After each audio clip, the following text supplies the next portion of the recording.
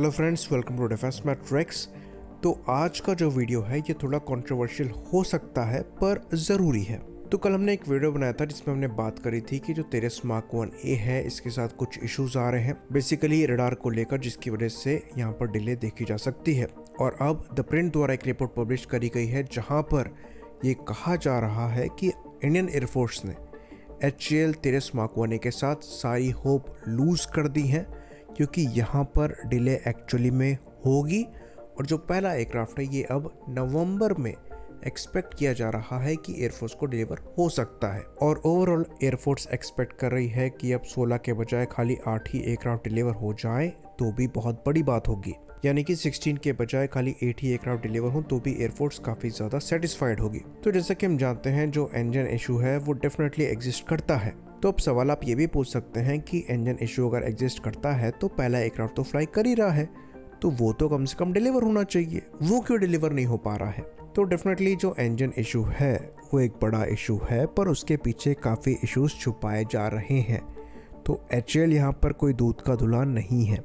10 article अगर HAL को blame कर रहे हैं तो एक जगह डिफेंड करके आप यहाँ पर चीज़ों को पलट नहीं सकते। डेफिनेटली कुछ यहाँ पर गड़बड़ियाँ हैं। इवन अनंत कृष्णन सर जो कि HAL के खुद स्पोक्स पर्सन रह चुके हैं, वो खुद HAL के इश्यूज को पॉइंट आउट कर रहे हैं, तो उनको भी यहाँ पर कुछ लोग गलत बता देंगे जो कि बिल्कुल सही नहीं है।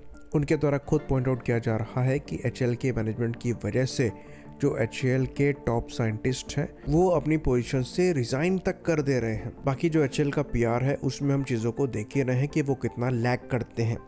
यहाँ तक कि कुछ रिपोर्ट्स यहाँ भी आ रही हैं कि HAL के जो टॉप लीडरशिप है उनके द्वारा ये तक इंस्ट्रक्शन दिए गए हैं कि वो मीडिया के साथ ज़्यादा इन्फॉर्मेशन को शेयर ना करें।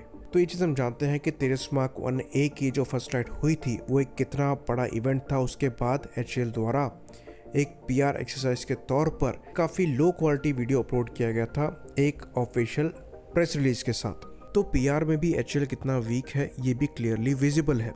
तो पर्सनली हम यहाँ पर HAL को इसलिए क्रिटिसाइज करते हैं ताकि ये इन चीज़ों पर काम कर सके और इन पर बेहतर हो सके, क्योंकि फ़िलहाल HAL की मोनोपोली ही चल रही है और इंडियन एरोस्पेस इंडस्ट्री के मामले में उनसे ज़्यादा एक्सपीरियंस किसी के पास नहीं है। पर अनफॉर्चुनेटली इस चीज़ को नेगेटिव लिया जाता है और उन चीज़ों को डिफेंड करने की कोशिश करी जाती है जहाँ पर आपको एक्चुअल सवाल पूछना चाहिए।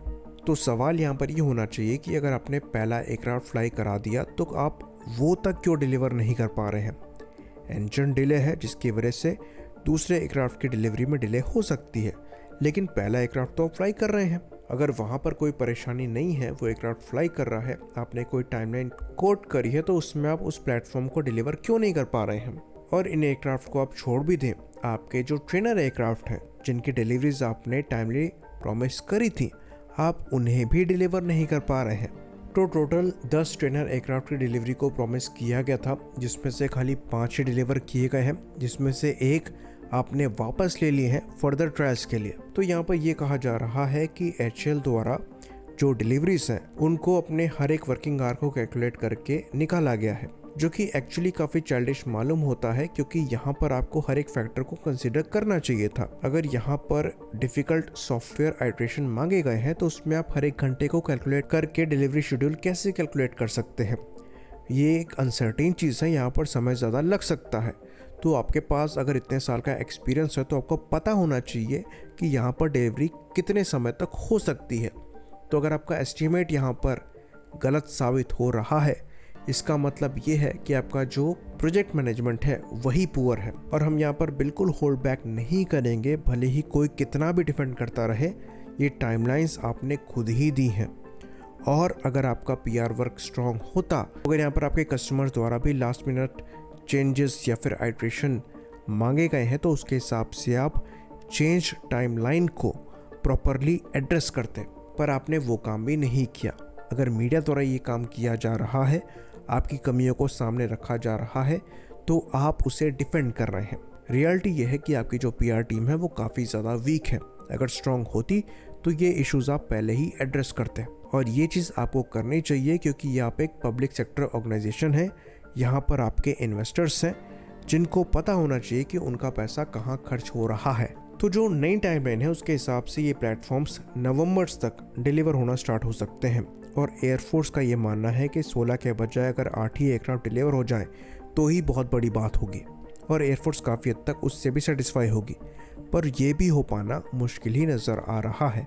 जैसा कि हमने बताया, रडार इशू यहाँ पर एग्जिस्ट करता है, पर वो एकमात्र इशू नहीं है। बाकी हम यहाँ पर इंडियन एयरफोर्स को भी डिफेंड नहीं करेंगे, क्योंकि उनकी भी यहाँ पर गलती एग्जिस्ट करती है कि वो तेजस मार्क 1 के प्रोजेक्ट पर पूरी तरीके से रिलाई कर रहे हैं। इनका MRFA प्रोग्राम कहाँ है, ये भी क्वेश्चन पूछा जाना चाहिए। और अगर MRFA प्रोग्राम समय पर एग्जीक्यूट नहीं हो पा रहा है तो ऑल्टरनेटिव कहाँ पर है, क्योंकि इन्हें अपनी तैयारी मजबूत रखनी है। ये किसी को ब्लेम नहीं कर सकते। अनफॉर्चुनेटली सारा खामियाजा टैक्स पेयर्स को पे करना है, क्योंकि दोनों ऑर्गेनाइजेशन जिसके लिए टैक्स पेयर्स पे कर रहे हैं वो अपना काम ठीक से नहीं कर रही हैं। आई होप इन्फॉर्मेशन यहाँ पर क्लियर रही हो। इसी बात पर इस वीडियो को हम ख़त्म करेंगे। लाइक करिए, सब्सक्राइब करिए। जय हिंद।